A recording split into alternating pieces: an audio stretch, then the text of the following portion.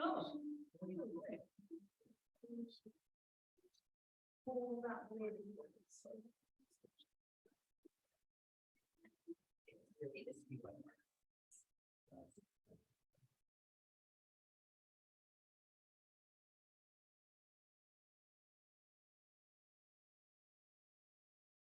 Good morning. Good morning. Good morning also to those on Zoom this morning. Good to see you, Casey. She's taking over for Gabe today. She can show that. And so we just want to welcome everyone as we're gathering here today. And I was just take a deep breath. And let it out on the side. And let it out on the side. And as we gather this morning, I was just to connect with Mother Earth on your feet, just take a moment to center in. Just think of something you're particularly grateful for this morning, this evening. Maybe it's the color of the leaves, the trees, or it's the air.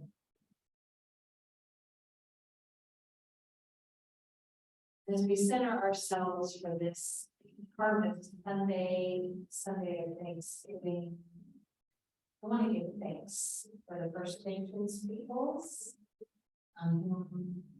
whose land we stand. We give a heartfelt acknowledgement to the Miwok people of this region who are still living, holding their traditions alive, as well as for their ancestors and spirits who have been brave in this earth. Give you thanks. Here.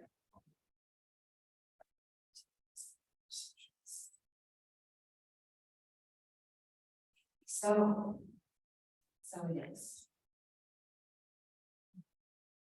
So we welcome ourselves to bring everyone here to our Thanksgiving Sunday, our celebration of gratitude and harvest and coming together in community. So as we gather then, I invite us to begin with our call to worship. This one is taken from urban prayers around the world. A conference on Christianity and Anthropology. So let us say together our worship. For the marvelous grace of your creation, we pour out our thanks to you, great Spirit, our Creator. For sun and moon and stars, for rain and dew and winds, for winter cold and summer heat. We pour forth our praise to you, for mountains and hills, for springs and valleys, for rivers and seas. We pray for you, living one, for plants growing in the earth, for creatures living in wetlands and waters, for life climbing on earth and sea, for beasts dwelling in woods and fields. How many and wonder are your works, O great Spirit, in your wisdom, you can make them all.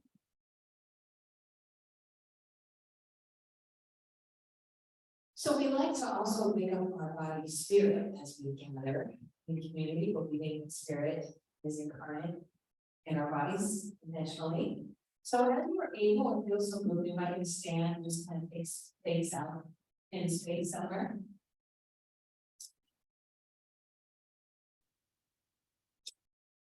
Rise up, move forward, harvest. There's that word again, and it's such a rich word, harvest. We think about it this time of year and the cornucopia, the bushel basket full of what we harvested from the earth. It's really kind of a multi-purpose word, if you think about it. It'd be either a noun or the harvest, apples, cherries, pears, or to harvest, to receive what we have cultivated. Growing up in an agricultural region like I did, the Yakima Valley of Eastern Washington, the Fertile Crescent, they're just about every crop imaginable grows. You hear the word harvest a lot. And there's not usually a definite article or a preposition of harvest, it's just harvest. And so, for example, if you're talking to someone, it's also like I grew up in a small town where everybody knows everybody. And someone might be saying, hey, are you going to this thing? And someone will say, oh no, so-and-so can't go because they're in harvest. And you just say, oh, yeah. There's no need to say what harvest or because if it's June, they're in cherry harvest. If it's July, they're in wheat harvest. If it's September, you don't need to talk to them at all because that means they're in harvest and crush because it's wine grapes and they're just busy until that's. And what's interesting to me about that is the entire region of the valley ebbs and flows with the cycles of Mother Earth. You just kind of flow with it. You don't even really think about it. It's just sort of integrated into your life in a very unique way. There's a season for everything. There's a season to plant. There's a season to cultivate. There's a season of harvest, of receiving. And then there's a season when everything lies fallow for a while. And that is, of course, a reminder to us as well, within the rhythm of Mother Earth. There's a season, there's cycle, there's a time to give thanks. We also remember, like the poem says, any harvest is actually the work of the community. It's the work of many hands. Any crop grown in an agricultural region is the work of many, many hands. There's even the scientists that are working with the chemistry of the soil and fertilizer, whether it's organic or non-organic.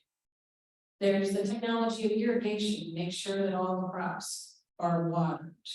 There's a lot of different things that go into the harvest, and that includes the people that are at home making the meals, nourishing the people who are going back out to the fields to work the harvest. Then there's the truckers that then go and pick it up and bring it to the grocery store or the farmer's market, and then we finally pick it up, and then we finally bring it home to our own kitchen pots, to our own soup.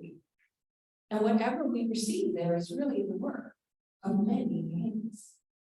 And so we give thanks for the connection and community that harvest brings us as well.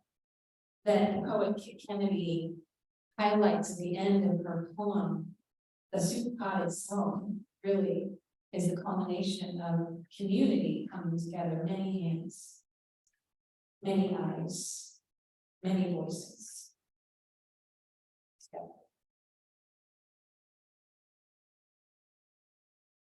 And again, the fertile crops sometimes then also go fallow. And I love how Kate Kennedy also highlights this in her poem. And she likens it to the moon and the phases of the moon. Sometimes the moon is full and shining. Sometimes it's sliver slim, but we always know it's there. This is one of the things I love about the sacred feminine tradition, which is usually associated with the moon and the moon cycles for that very reason. The presence of the divine is always there. Sometimes we see it, but fully. Sometimes it's a dark moon, we can't see it, but it's still there. And what I love in the poem is her assurance. She knows that it will come around to full. We have to just trust that if we're in a time where the fields are fallow, it will come around the full again. And so this is the steadfast presence of the divine. That's what we give thanks for, right? We don't just give thanks for the circumstances in our lives, because sometimes they can be very, very difficult, challenging. They can be hard to give thanks. The psalm reminds us that part of what we give thanks for is the steadfast presence of God God's eternal spirit. Period. We give thanks that no matter what happens in our lives, that will be consistent. And then we also remind you to give thanks for those things we might otherwise take for granted. Some of the things that we have been sharing this morning in our beauty of the earth, color of the autumn leaves, the incredibly beautiful white persimmons that are hanging on from trees right now. Even the air we breathe, I would people this year, knock on wood, I'm breathing smoke. The purity of our water, we don't have to worry about it being full of lead or drawing from a well. All those simple things that we can take for granted. When we are present to these simple gifts, it can lighten our hearts. And we know that's akin to the practice of mindfulness, isn't it? It's talked about in various forms of Buddhism. Being really present to the present moment, using all five senses to really notice what's right in front of us. That's a time we can really drop into presence. We talked about being present to presence last week. Mindfulness enables us to do that. I was noticing this just yesterday when I was feeling these incredibly beautiful ears. I got these pears, I wanted to make this pear cake, and I didn't have time for a leave for Ohio, and they're the perfect brightness. So I wanted to peel them and chop them up and freeze them, so I would ruin them.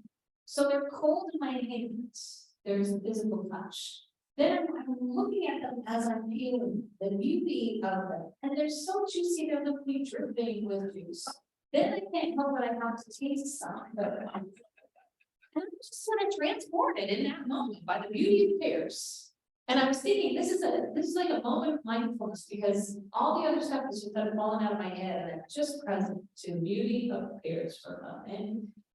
That's a kind of mindfulness that we can all easily practice, right? It's just so simple, it's easy to forget, and yet it brings us back to the present moment.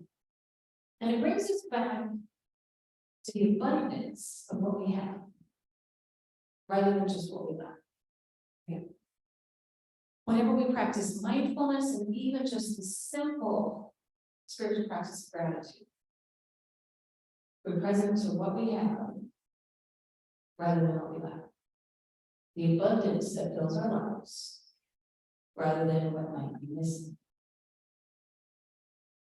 That was an important reminder for me this week, when I found out that we as a church did not get the grant.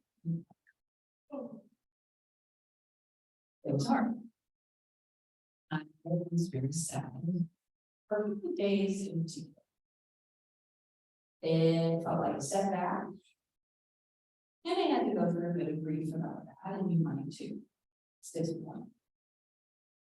I don't think the energy is wasted, because all of the time and effort that Lynn and Jesse and I put into that, and everybody as a community contributing to it, is not wasted, because it has moved us forward energetically, so we have more of a sense of who we are and articulate that. The energy is not wasted, it's still out there moving us forward, whether the grant itself was accepted or not.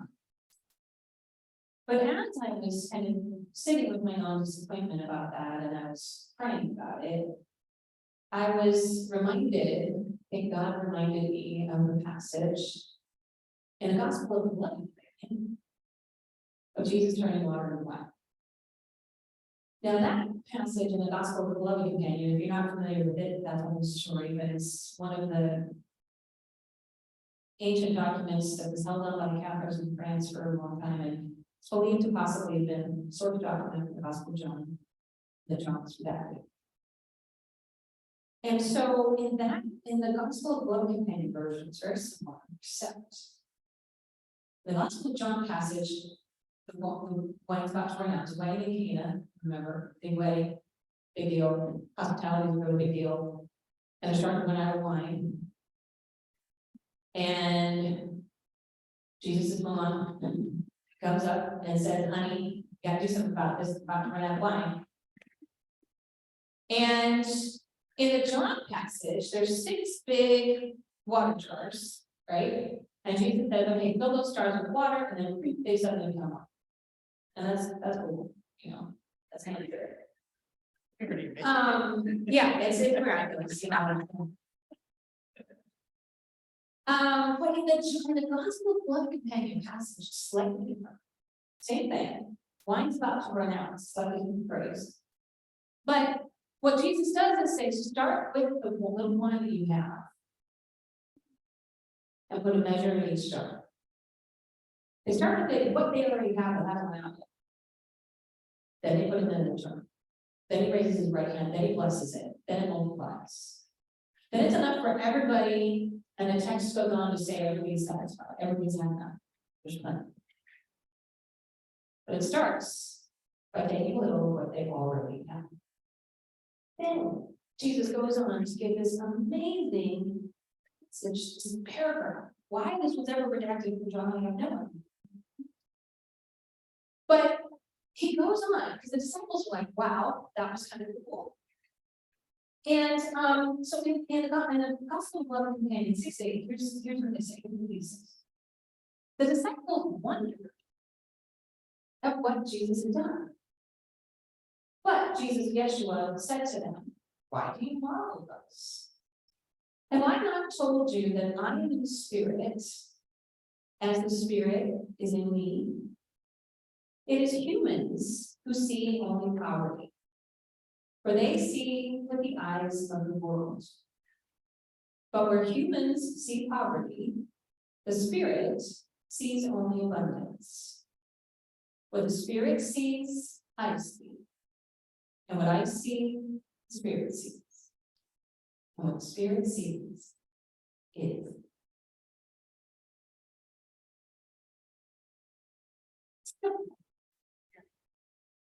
Here's what I just look that in. Humans see poverty, but the Spirit sees only abundance. Spirit sees, I see. What I see, the Spirit sees. Spirit sees is. Just is. Abundance is everywhere. That's how the Spirit sees. How do we then bless what we already have? To nurture it, to allow it to multiply, so that there's enough for all. Well, we'll start by giving thanks. That's what we start. We start with giving thanks for what we have.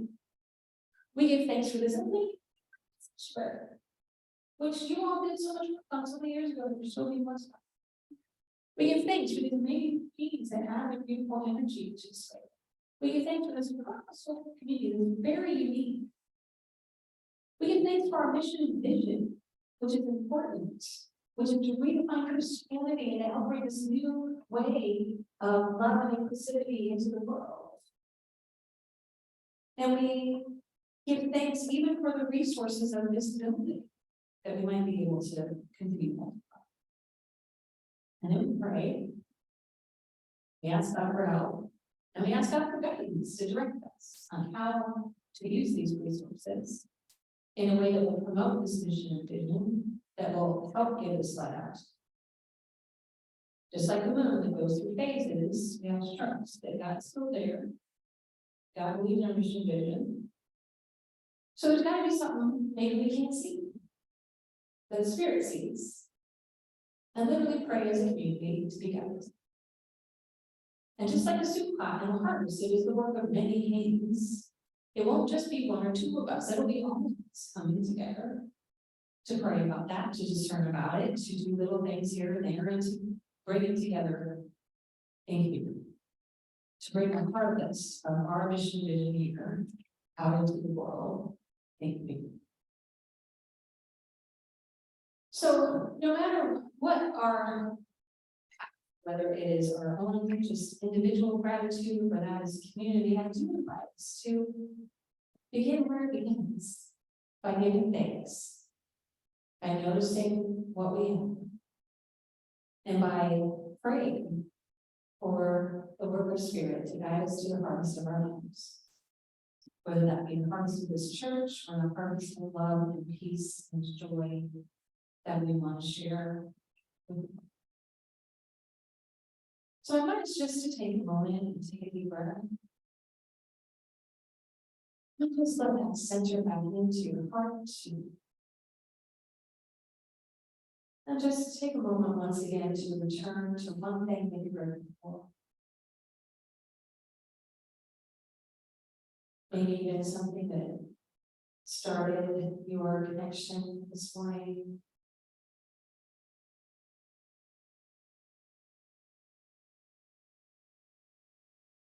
And to give thanks for God's presence that is eternal.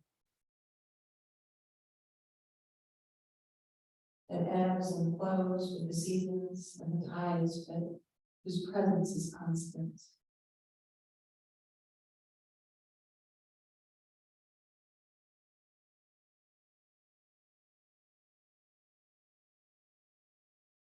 Amen. So I'm gonna just take a moment, if there's anything in particular on anyone's hearts, and then we'll actually do our dedication, and we also have a special meeting. So thank you, put up in your notes, either from home or the scripture or anything.